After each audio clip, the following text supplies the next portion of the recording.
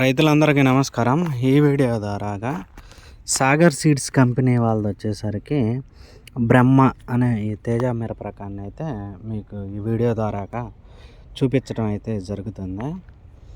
నారు కూడా వేసుకునే దశలో అయితే ఉంది, మనం చూడొచ్చు.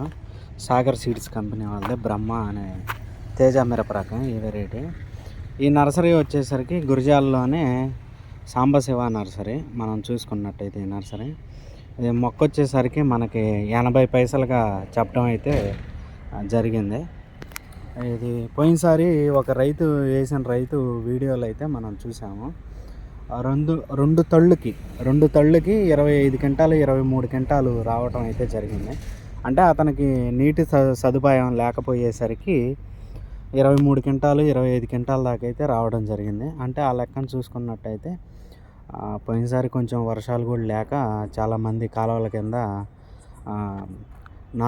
మన పంట అయితే పండించలేకపోయారు రైతులు.